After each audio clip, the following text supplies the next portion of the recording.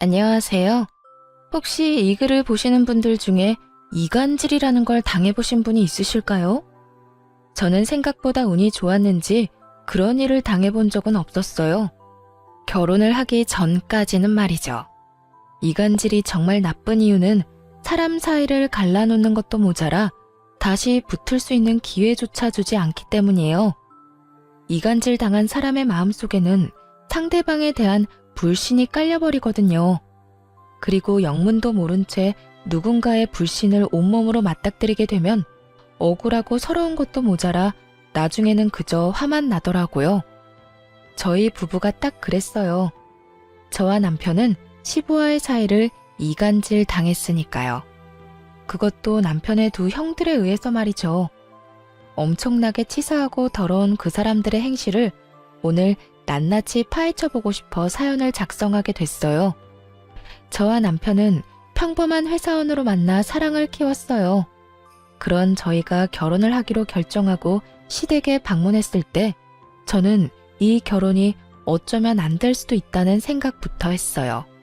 시부가 상당히 알부자였거든요. 건물을 4채 정도 가지고 있는 그 지역에서는 알아주는 큰손이었으니까요.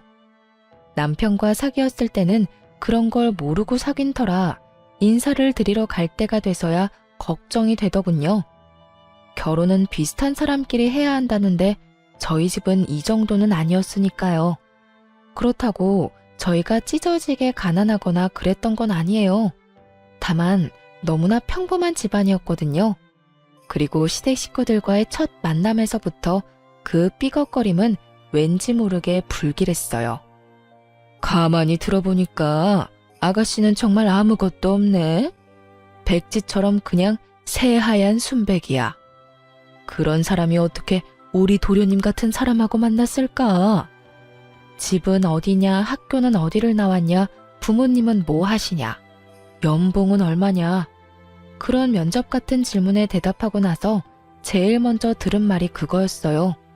처음에는 무슨 뜻인지 몰라서 가만히 있었죠. 남편의 큰 형수가 하는 말이었거든요. 그러게나 말이에요. 그렇다고 얼굴이 특별하게 예쁜 것도 아니고 평범하기만 한 사람인데 도련님, 혹시 이 아가씨가 먼저 꼬셨어요? 작은 형수님, 그런 거 아니에요. 제가 먼저 말 걸었고 좋아한다고 말했어요. 사람이 워낙 선하고 착해요. 싸울 일도 별로 없고 어른들한테 잘하고 좋은 점은 셀 수도 없이 많은걸요. 남편의 큰 형수와 작은 형수가 저를 저평가하며 건넨 질문에 남편은 100점짜리 답변으로 꺼내더군요. 기분이 좋았지만 한편으로는 형님들이 왜 저를 못마땅해 하나 싶었어요. 그런데 시부에게 건네는 말을 들으며 의도를 정확하게 파악할 수 있었죠.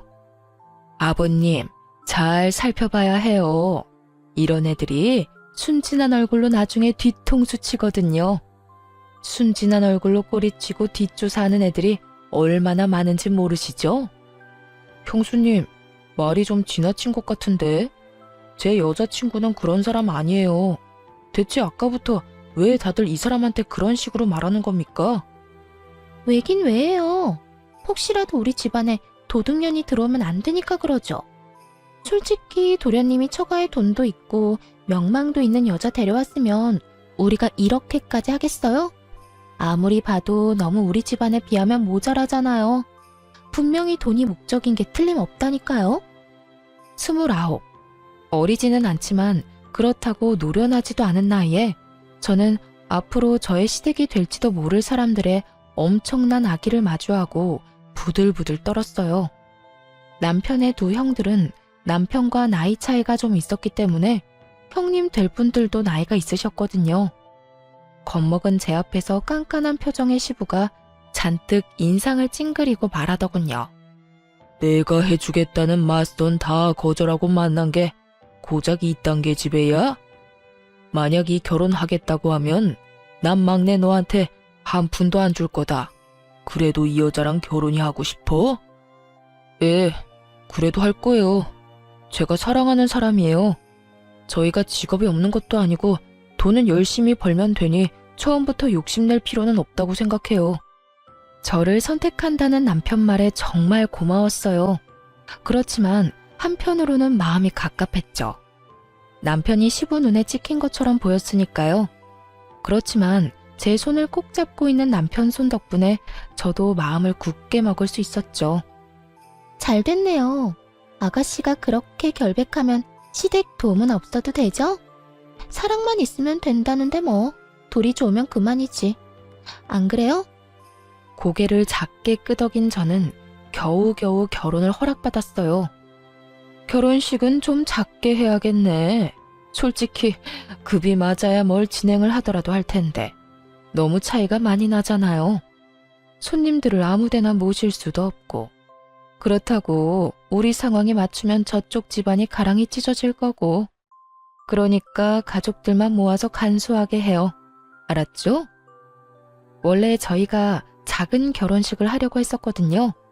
남편도 저도 현실감이 있는 사람들이었고 무엇보다 저희 집이 친척이 많이 없어서요. 친구들은 결혼식 날 저녁에 따로 초대해서 따로 작은 파티를 열기로 했었고요. 하지만 시종일관 저와 친정을 깎아내리는 형님들을 보며 기분이 퍽이나 상했어요. 왜 여기에 없는 우리 부모님이 저런 모욕을 당해야 하나 싶어서 화가 잔뜩 났는데 남편이 저를 달래줬어요. 남편 하나만 보고 결혼해야겠다는 생각이 들었죠. 이 사람이라면 저를 지켜줄 수 있을 거라는 믿음도 있었고요. 그렇게 저희는 작은 결혼식을 하게 됐어요. 신혼집은 제가 살던 자취방이었어요. 미니 투룸인데 작아도 신혼의 부부에게는 그리 작게 느껴지지 않는 집이었죠. 남편과 제가 모아놓은 돈이 있기는 하지만 그 돈과 대출을 더해도 전셋집을 얻기에는 애매했거든요. 그래서 결혼하고서도 당분간은 돈을 모으려고 했죠. 그런데 저희가 살 집이 저의 자취방이라는 걸 시댁 식구들이 결혼식에서 알게 됐어요. 아주버님과 형님들은 저희 부모님이 있는 앞에서 다 들으라는 식으로 악담을 하더군요. 자취방이 신혼집이 될 수 있어요? 도련님도 진짜 사랑이 밥 먹여주는 것도 아니고. 이런 걸 보면 정말 부모가 반대하는 결혼은 하는 게 아니라는 말이 딱 와닿아요. 봐요. 돈 많고 머리 좋은 여자들 다 마다하고 사랑 하나 쫓아서 결혼했는데 그런 집에서 살다니. 지금 저렇게 웃고 있어도 속으로는 얼마나 울고 있겠어요. 안 그래요? 동서, 조용히 좀 말해.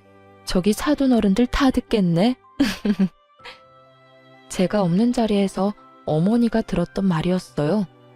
나중에 남편이 없을 때 어머니가 그렇게 이야기하면서 속상한 표정을 지었어요. 엄마, 걱정하지 마. 그 사람들은 돈이 많아서 그래. 우리는 우리 형편 맞게 살면 되지.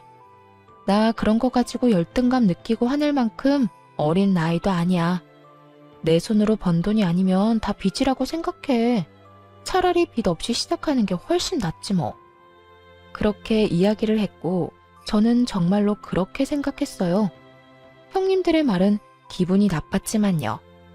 그러나 친정어머니는 신경이 많이 쓰였던 모양이에요. 없는 형편에도 돈을 마련해서 저희한테 주더라고요.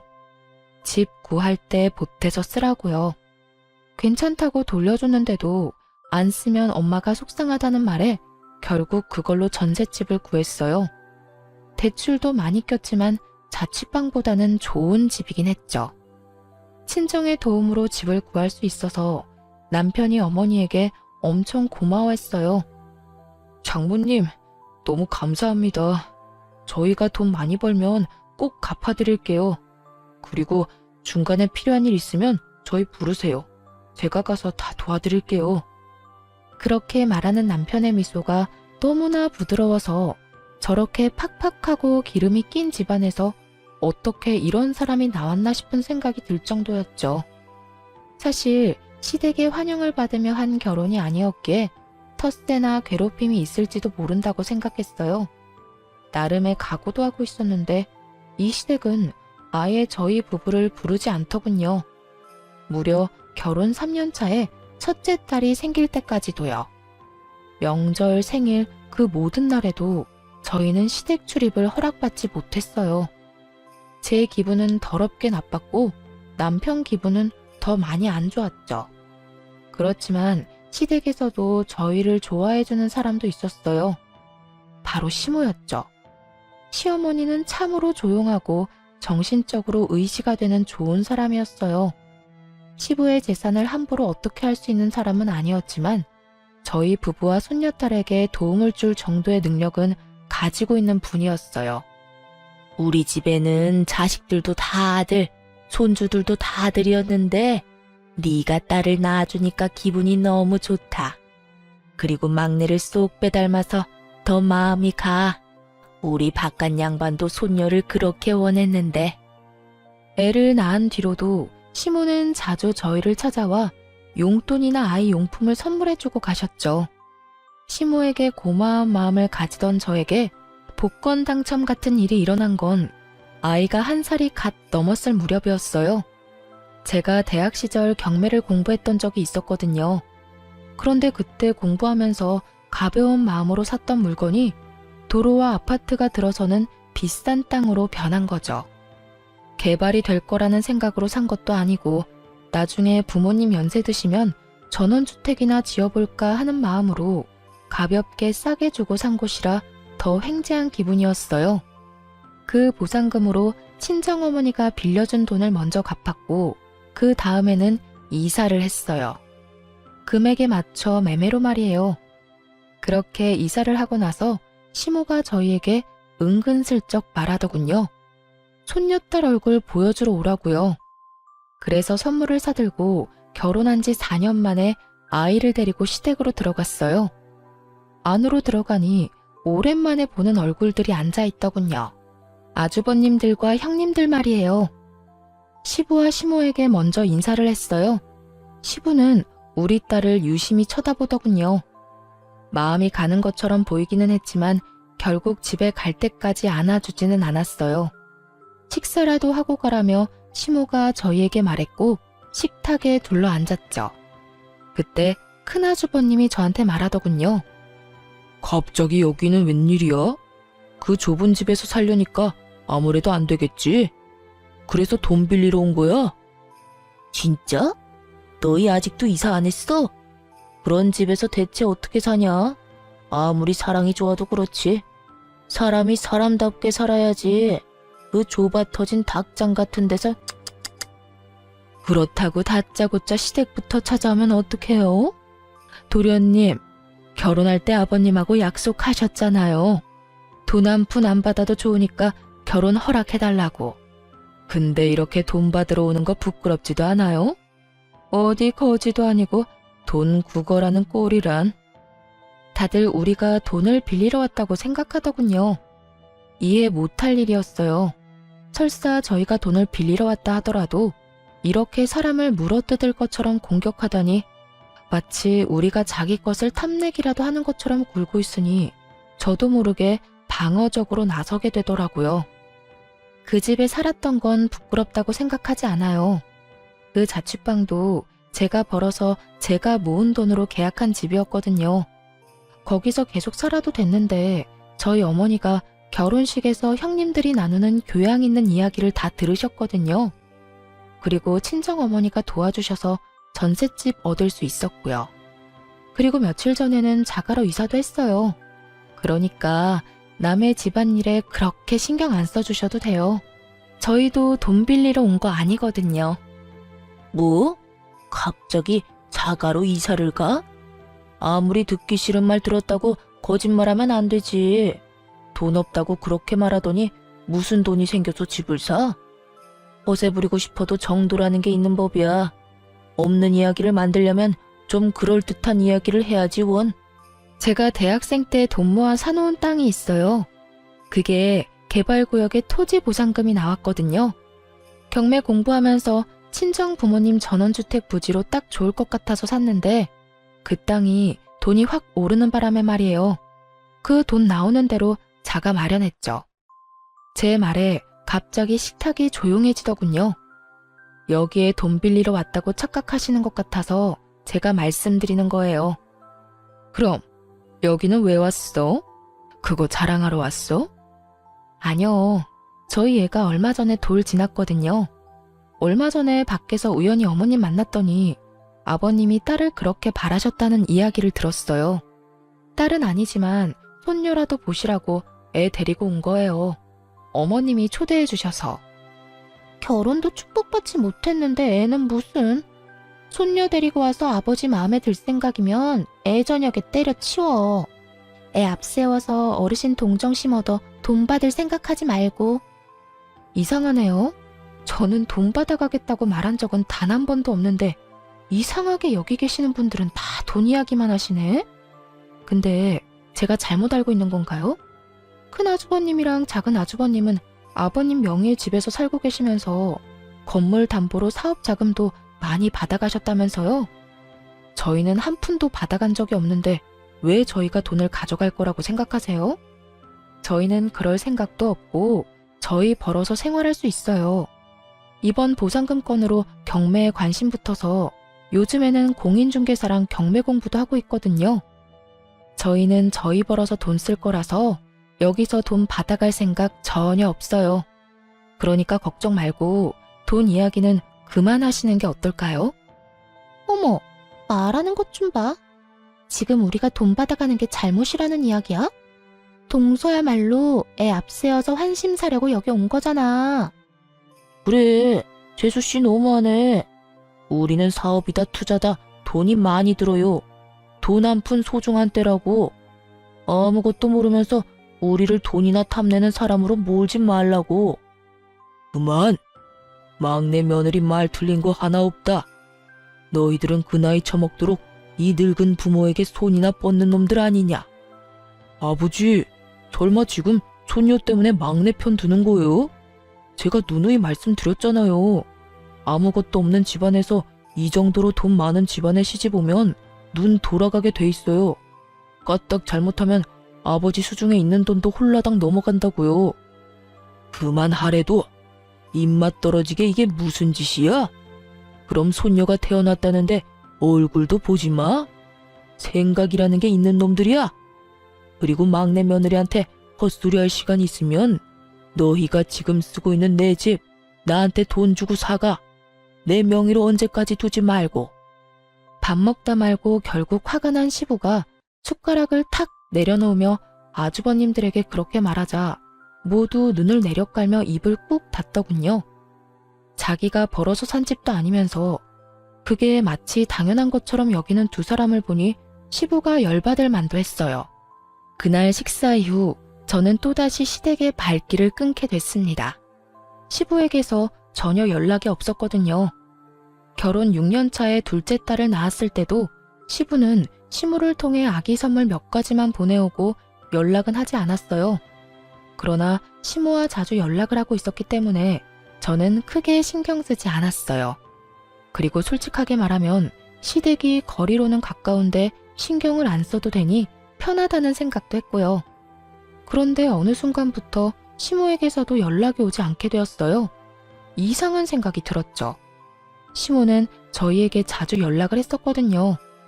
무슨 일이라도 있으면 분명히 저희에게 연락을 할 테고 또 유독 저희 둘째 딸에게 애정을 많이 쏟으셔서 이렇게까지 연락이 없는 게 이상하다 싶었어요. 시부에게 전화를 해볼까 생각도 했지만 굳이 이야기했다가 긁어부스럼만 만드는 거 아닌가 싶어서 따로 연락도 못했죠.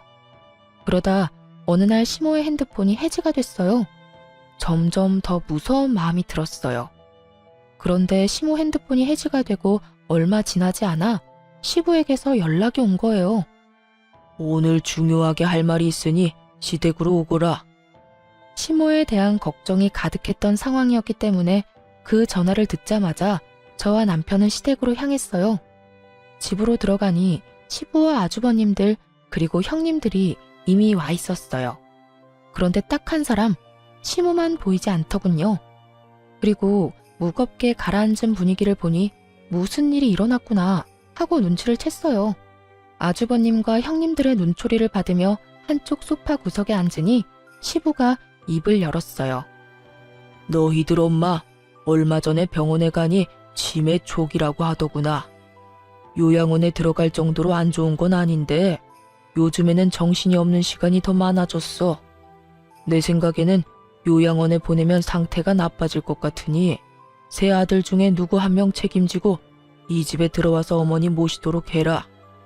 건장한 아들이 셋이나 있는데 병원에 보내는 것도 웃긴 일이지. 그리고 며느리들도 막내 빼고는 다 집 지키는 주부들 아니냐. 어머니가 치매에 걸렸다고요? 대체 언제부터요? 왜 저희한테 말씀 안 해주셨어요? 시모와 관계가 유독 돈독했던 남편이 시부를 향해 언성을 높였어요. 분명 인지장애 초기 단계가 있었을 텐데 그때는 왜 이야기를 안 해준 건지. 중요한 이야기를 지금 이 자리에서 전해 들었으니 많이 놀란 남편은 답답한 듯 시부에게 화를 냈어요. 다른 아주버님들과 형님들이 가만히 있는 걸 보니 그분들은 먼저 알고 있었던 듯 했어요. 우리가 불려온 이유 또한 짐작이 갔어요. 우리 부부만 빼고 나머지 가족들끼리 열심히 짝짝꿍 서로 주고받고 잘 지냈지만 치매 걸린 노모를 모시는 건 하고 싶지 않은 거죠.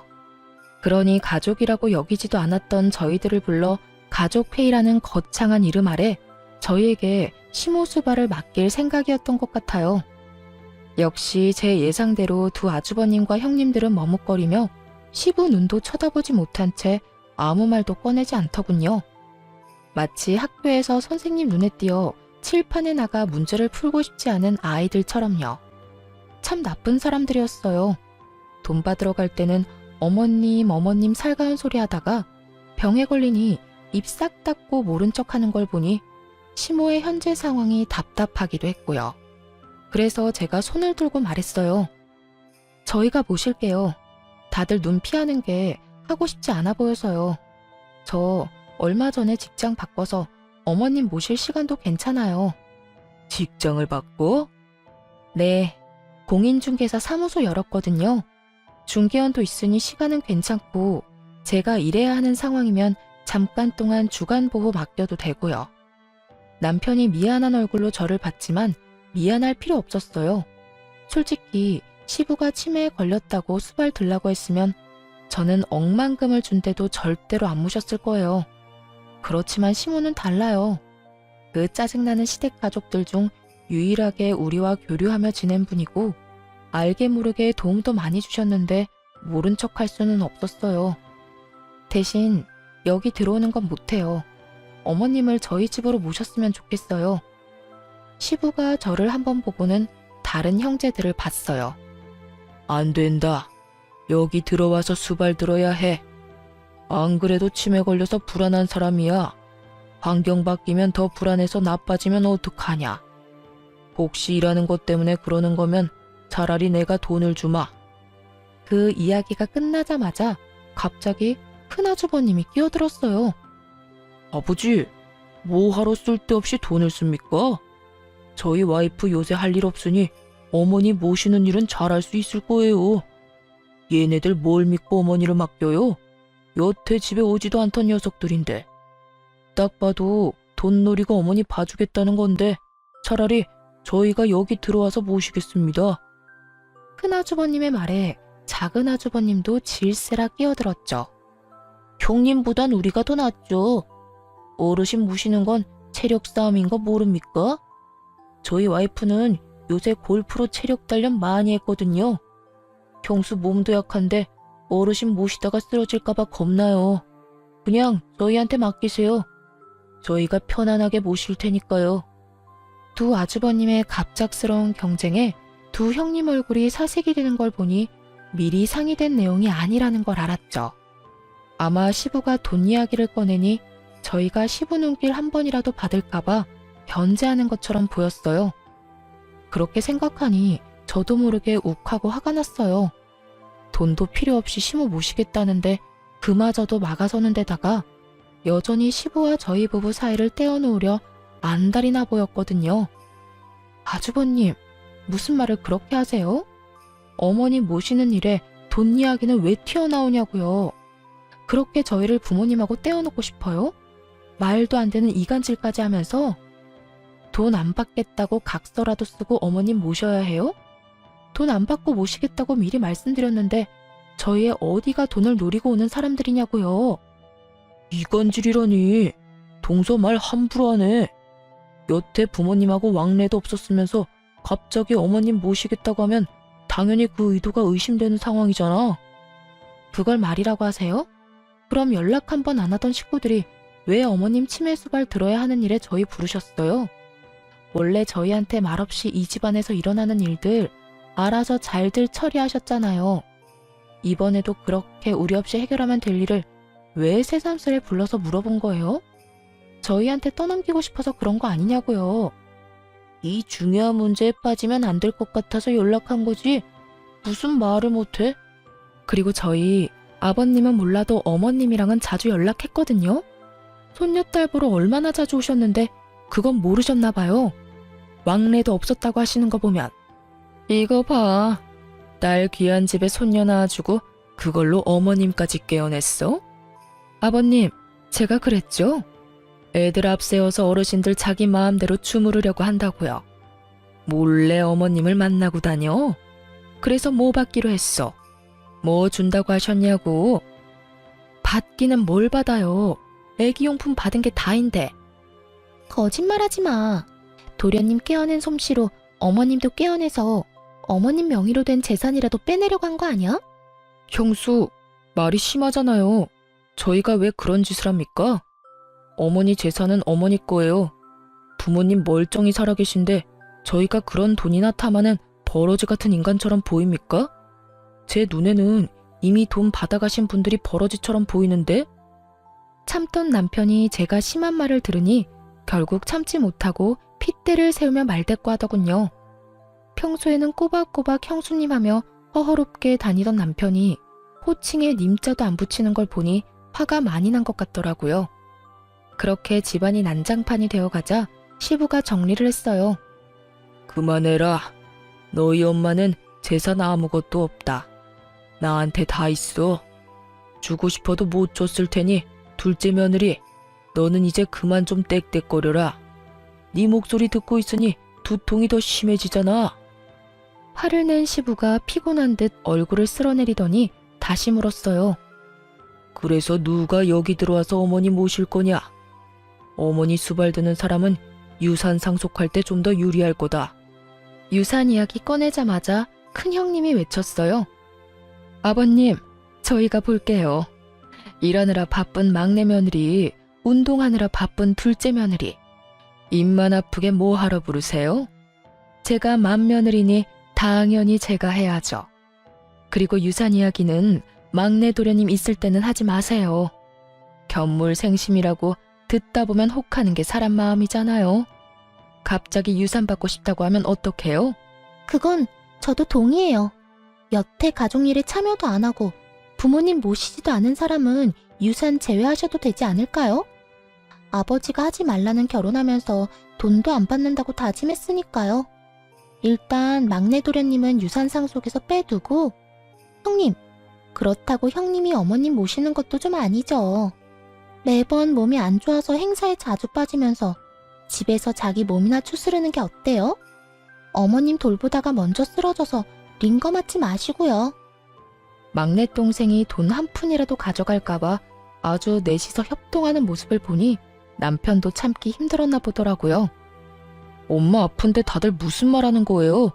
이게 대체 다 뭐냐고요? 지금 이 자리가 엄마 아픈 거 어떻게 할 건지 상의하는 자리가 맞기는 해요? 무슨 말만 하면 저희는 죄인 취급에 형들은 엄청난 효자 효부처럼 굴고. 그렇게 어머니 모시고 싶으면 모시세요. 그래도 나도 엄마 아들이니까 정기적으로 보게 해줘요. 형들이 엄마 잘 돌보고 있는지 확인할 테니까. 잘못 모셔서 어디 아프기라도 하면 형들 다 가만히 안 둬요? 그리고 돈, 그놈의 돈 이야기. 저희한테 제발 하지 마요. 돈 달라고 안 할 테니까. 저희 부부, 우리들 손으로 충분히 돈 벌 수 있는 사람입니다. 그런 거 필요 없으니까 두 번 다시 저희한테 말하지 마요. 남편이 열받아서 화를 내고 나왔어요. 나오고 나서 남편이 한숨을 푹푹 쉬더군요. 저한테 미안하다고 이렇게 심하게 콩가루인 집안은 아니었다고 했어요. 그렇게 저희는 오해도 풀지 못하고 시모도 모시지 못한 채 나왔어요. 그래도 마음은 계속 시모 곁에 가 있으니 어떻게든 연락이나 다시 해볼까 생각하던 중 시부에게서 다시 시댁으로 오라는 연락을 받았어요. 갔더니 저번과 똑같은 상황이 펼쳐졌어요. 상석에 앉은 시부와 소파에 앉은 두 아주버님과 두 형님들이 보였어요. 우리까지 모두 도착하자 시부가 입을 열더군요. 너희도 알다시피 요즘 부동산 경기가 안 좋아. 그리고 첫째, 네가 내 건물을 담보로 빌려간 돈을 못 갚아서 지금 터지기 일보 직전이지. 너희들 엄마한테 드는 돈 하며 내 사정 안 좋다는 이야기에 여기저기서 빌려갔던 돈 돌려달라는 이야기에 돈 돌려주고 나니 내 수중에는 더 이상 남은 게 없다. 시부가 그렇게 말하며 서류를 탁자 위로 툭 던졌어요. 저와 남편은 그냥 멀뚱멀뚱했고 형님과 아주버님들은 눈에 불을 켜고 서류를 뜯어먹을 것처럼 살펴보더군요. 시부 명의로 건물이 여러 개 있었다는데 어찌된 영문인지 그 건물이 다 다른 사람 소유가 됐더라고요. 나는 이제 늙었고 너희들 어머니는 치매에 걸렸지. 나도 이제 자식 손주들 재롱이나 보며 쉬고 싶구나. 너희들 중에 누구 나와 함께 살 사람 있냐? 시부의 말에 저희는 일단 가만히 있었어요. 이번에도 아주버님과 형님들이 시부를 들들 볶을까봐 아무 말 안 하고 있었죠. 정막 속에 큰 아주버님이 먼저 말을 열었어요. 아버지, 저희는 어머니도 모시고 있고 이 상황에서 아버지까지 모시는 거 힘들어요. 그리고 처가 쪽에도 문제가 있어서 저희 자주 나가봐야 합니다. 아버지 모시는 건 힘들 것 같고 어머니도 이번 달까지만 모실 수 있을 것 같은데요. 장황하게 늘어놓긴 했지만 안 된다는 말이었죠. 그러자 작은 아주버님도 이에 질세라 말을 하더군요. 아버지, 저희들은 형님만큼 뭘 받은 적이 없잖아요. 솔직히 이런 일은 당연히 돈 많이 받아간 사람이 해야 한다고 생각합니다. 아니면 부모님 모시는데 필요한 금전도 필요하고요. 제가 하는 가게 사정도 좋지만은 않아요. 그렇게 치면 형이 당연히 부모님 모셔야죠. 받아먹은 게 얼만데. 뭐? 그러는 너는 안 받아먹었어? 그리고 부모님 모시라는 말 하는데 격떨어지게 무슨 돈 이야기야? 우리가 여태 모셨으니 너희더러 모시라는 거잖아. 고작 3개월 모셔놓고 그것도 모신 거요? 내가 모를 줄 알아? 형수가 어머니 모신 거 아니잖아. 간병인 고용해놓고 자기는 편하게 있었으면서. 두 아주버님들이 박 터지게 싸우는 걸 보니 씁쓸했어요. 솔직히 여기 왜 불려왔나 싶고요. 여차하면 시모만 데리고 떠야겠다 싶었는데 두 사람의 불똥이 저희에게 튀더군요. 아, 아버지, 막내 있잖아요. 여태 아무것도 못했으니 지금부터라도 자식된 도리 지키라고 하세요. 매번 이런 일에서 빠지기만 해서는 안 되죠. 여태껏 시부의 눈에 들지 못하도록 우리 사이를 그렇게 이간질 시켜놓고는 시부가 모든 걸 잃게 되니 그제야 저희한테 시부를 밀어넣으려 하더군요. 추하기 짝이 없는 모습에 어이가 없는데 그때 시부가 두 아주버님을 쳐다보며 고개를 끄덕였어요. 좋은 생각이다. 그러면 너희 둘은 너희가 빌려간 내 돈의 3분의 1을 막내한테 줘라. 지금 당장 내게 돈이 없으니 너희가 빌려간 돈으로라도 막내한테 그 몫을 줘야 하지 않겠냐? 그 말에 두 아주버님들 얼굴이 벌겋게 달아오르더니 시부를 향해 핑계와 분노를 퍼붓더군요. 아버지, 저희가 왜 막내한테 돈을 줘요? 돈 줄 거면 아버지가 줘야지. 그리고 이런 말 안 하려고 했는데 여태껏 치매 노인 모신 거 생각하면 아버지가 저한테 그런 식으로 말하면 안 되죠. 솔직히 이렇게까지 된 것도 다 아버지 탓이잖아요. 그러게 신중하게 자금을 굴렸어야지. 신중? 내가 지금 이런 말 하는 게 누구 탓인 줄 알아? 너희가 내 돈 빌려가 놓고 입 싹 닫고 있는 바람에 이런 사달이 벌어진 게 아니냐? 그 돈으로 돈 벌면서 가족들 먹여 살렸으면 된 거 아니에요? 그리고 아버지가 돈 있으면 아들한테 돈도 좀 줄 수 있는 거지. 그 많은 돈 죽을 때 가지고 갈 생각 아니라면 자식들 도와줄 수도 있는 거잖아요. 그 돈은 미천으로 쓴 거고. 그런 건 당연히 부모가 자식한테 해줘야 하는 거죠. 큰아주버님의 입에서 나오는 말들은 모조리 궤변이었어요. 빌려준 돈은 그저 빌려준 것일 뿐인데 마치 그걸 자기가 모으고 불린 것처럼 말하더라고요. 처음부터 당연히 자기 것처럼. 둘째 너도 형이랑 생각이 똑같아? 말해봐라. 너희가 빌려간 내 돈이 당연한 거야? 아버지, 진정 좀 하시고. 누가 그렇대요? 저는 그렇게 생각하지는 않아요. 빌린 건 빌린 거고 내가 번 돈은 내가 번 돈이죠. 근데 아버지도 너무하시잖아요. 그 많은 돈을 다 잃고 갑자기 자식들한테 기대겠다고 하면 솔직한 말로 누가 좋아해요? 집에 있으면서 또 무슨 사고 칠지도 모르고. 그러니까 모실 수 없다는 거지. 저희도 딸린 식구가 있는데 위험하게 좀 그렇잖아요? 와이프랑 자식들 보기도 그렇고. 그쵸? 제주도 좋아요. 개소리를 점잖게 내뱉는 걸 보니 제가 다 열이 받더라고요. 돈이 없어졌다고 시부를 못 봐준다는 말이잖아요. 결국 시부가 열이 받았죠. 막말을 정성스럽게도 포장하는구나. 따지고 보면 내가 망한 건 다 너희들 때문이지. 너희가 사업자금 투자 명목으로 빌려간 내 돈, 내 건물 담보로 빌려간 돈도 못 갚아서 내가 대신 갚아주고 있는 판에 이 아버지도 못 모시겠다. 네 놈들이 인간의 탈을 쓰고 어찌 그래? 좀 그만하세요. 저희는 이런 식이면 아버지랑 못 살아요. 앞으로 저희한테 연락하지 마세요. 멀쩡한 집안 다 망하게 해놓고 다 아버지 잘못이에요. 아버지, 저도 그렇게 생각해요. 그 많은 돈 차라리 저희한테 증여해줬으면 이런 일은 없었잖아요. 저희도 어른 모실 만한 형편은 아니니까 앞으로 이런 일로 연락하지 마세요. 두 아주버님들과 형님들이 떠나고 시부가 한숨을 내리시고는 저희한테 묻더군요. 그래서 이제 너희도 떠날 거냐? 그 말에 남편이 저를 쳐다보더군요. 저와 결혼하기 전까지는 그래도 시부와 완전히 사이가 나빴던 건 아니었고 어린 시절에는 좋았던 기억도 많으니 남편은 고민하는 눈치였어요. 시부모를 모시는 일은 저한테 허락받지 않으면 안 되는 일이라는 걸 잘 알고 있을 테니까요.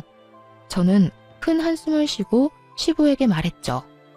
사실 아버님이 저희를 밀어내셔서 여기 오기 전에는 어머님만 모시려고 생각했어요. 그런데 저희 친정아버지가 자식들한테 항상 강조하는 게 있으셨거든요. 곤란한 사람을 보고 못 본 채 하지 말라는 거요. 그러니까 아버님도 저희가 모실게요. 이 집도 넘어가는 거면 이참에 두 분 다 저희 집으로 오세요.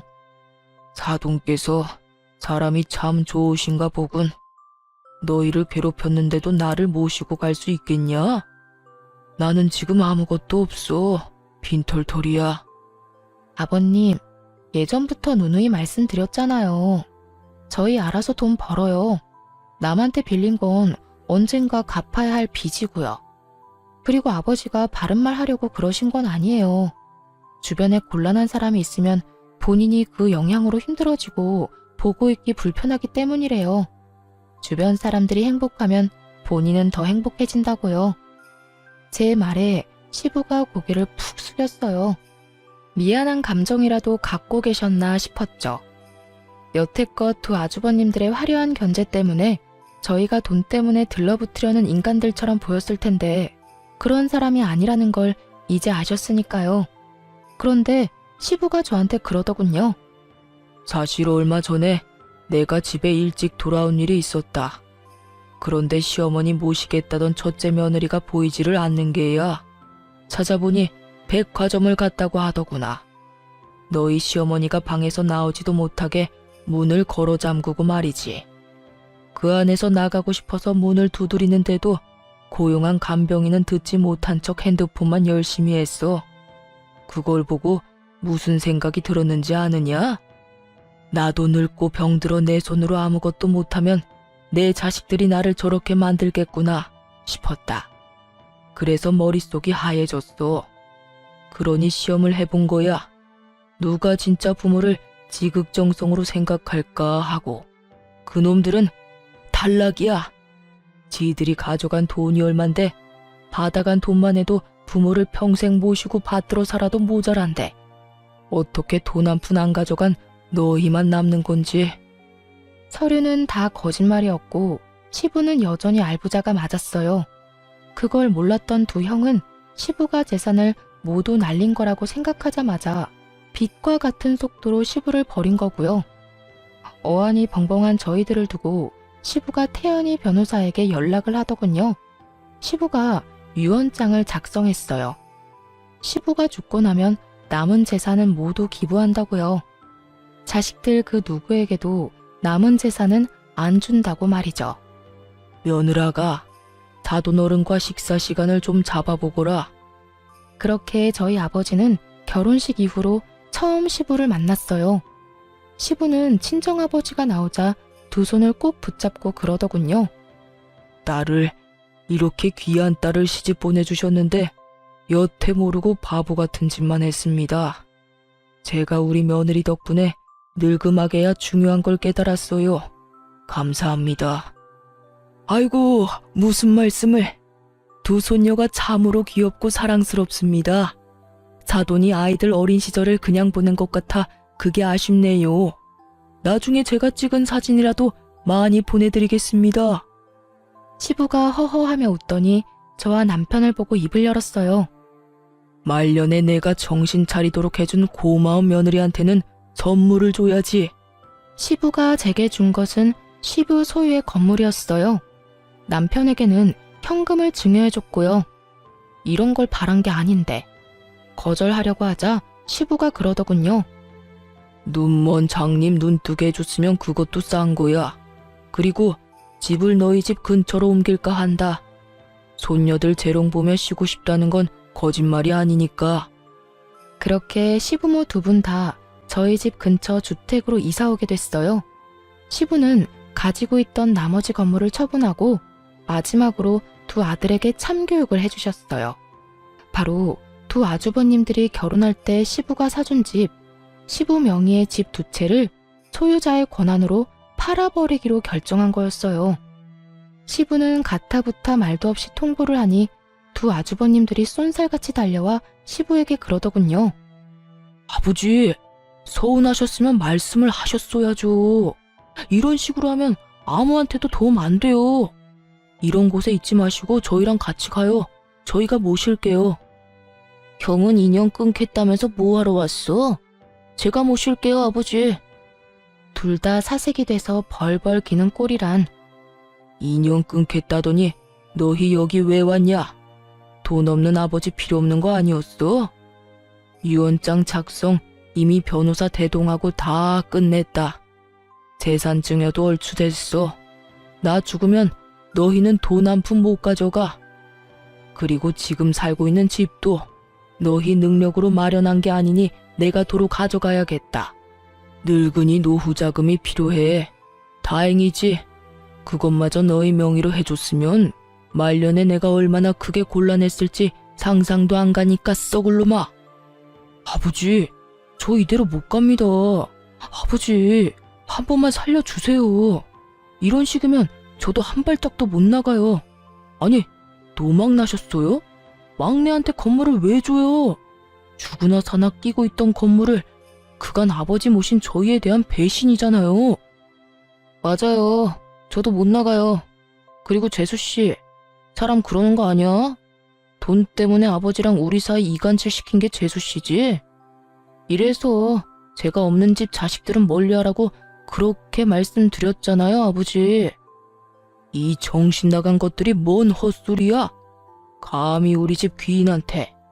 네 놈들 같은 돈귀신들 때문에 내가 허비한 돈이며 시간 생각하면 밤에 잠도 안 오는구만.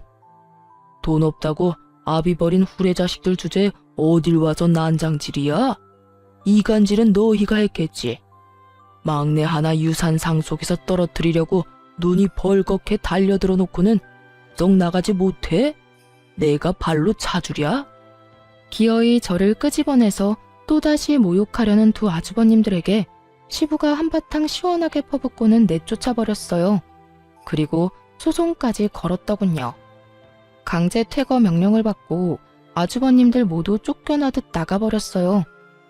혼자 시모 모시며 사는 시부를 보니 마음이 안 돼서 제가 먼저 말 꺼냈어요. 그냥 저희 집에서 같이 살자고요. 그랬더니 시부가 그러더군요. 내가 그렇게까지 염치 없는 인간이 아니다. 너한테 매달리기엔 너무 늦었다고 생각해. 너희 집 근처에서 사는 것만으로도 고마운 일이지. 그 대신이라고 하기엔 좀 그렇지만 네 시어머니는 근처 요양원에 보내야겠어. 이제는 치매가 너무 심해서 간병인이 너무 힘들어하는구나. 오며 가며 살아있는지만 확인해줘. 그것만 해줘도 감지덕지다. 그렇게 말하는데 마음이 너무 안 좋았어요. 그래서 딸애들 데리고 시부도 자주 찾아가고 요양원에 있는 시모도 자주 찾아갔어요. 둘째가 시모 어릴 때를 쏙 빼닮은 탓인지 시모가 손녀들 데리고 오면 누군지는 못 알아보셔도 너무 좋아하시거든요. 시부도 그런 손녀딸들하고 자주 시간 보내며 즐거운 노후를 만끽하고 계세요. 시부와 저희 사이를 이간질하며 나쁜 짓만 일삼던 두 아주버님들은 지치지도 않고 시부 집에 찾아와 용서해달라며 쇼를 해요. 하지만 시부 불호령에 얼굴도 못 보고 쫓겨나는 일이 태반이네요. 그런 아주버님들, 형님들과 가끔 문 앞에서 마주친 적도 있는데 시부 한 대 받으며 집으로 들어가는 제 모습 보고는 얼굴이 한껏 구겨진 꼴을 보니 속이 엄청 쓰려 보였죠. 대신 제 속은 시원했지만요. 또 오셨네요. 아버님 심기가 많이 불편한가 봐요. 그러게 왜 그러셨어요? 욕심내지 말고 최소한의 인간의 도리만 지켰어도 형님들 손안에 있던 것은 지키고도 남았을 텐데요. 사람 욕심 참 끝도 없어요. 그렇죠. 부모 버린 놈들이 무슨 자식이라고. 이렇게 보니 형님들 왔다 가신 날에는 아버님 심기가 불편할 만도 하네요. 저도 기분이 이렇게 더러운데. 멀리 안 나가요?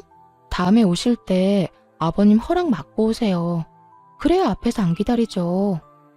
제가 한껏 비웃어주자 형님들이 화가 났는지 저한테 뭐라 하려는 것을 아주버님들이 기겁을 하며 말리더군요. 시부 집 앞에서 드자비질하다가 시부한테 더 밉보일까봐 걱정이었나 봐요. 그런 짓 안 해도 이미 신용도가 바닥인데. 부모 재산 있으면 좋죠. 물려주면 더 좋고요. 저도 성인군자가 아니라 돈 준다면 기분도 좋고 횡재한 기분이고 그래요. 하지만 그 돈이 제가 번 돈도 아닌데 제 것처럼 여기는 것 자체가 문제잖아요. 그리고 돈 없다고 힘들 때 도와준 부모를 버리는 것도 도리를 저버리는 거고요. 가진 것도 지키지 못한 사람들 보니 저도 앞으로 경계 또 경계하며 살아야겠다는 생각을 해요. 돈에 눈이 멀면 시부처럼 자식들한테 버림받을 수도 있구나. 저렇게 나중에 후회하고 발바닥에 땀나도록 찾아와서 용서를 빌어야 할 수도 있구나 하고요. 시부모와 저희 부부 사이를 이간질시키던 두 아주버님과 두 형님들은 여전히 시부의 용서를 받지 못하고 있어요. 그때 자식들을 시험하면서 느낀 감정이 생각보다 뼈저렸던 것 같더라고요. 그리고 저희는 오해를 풀고 도리어 더 잘 지내고 있고요.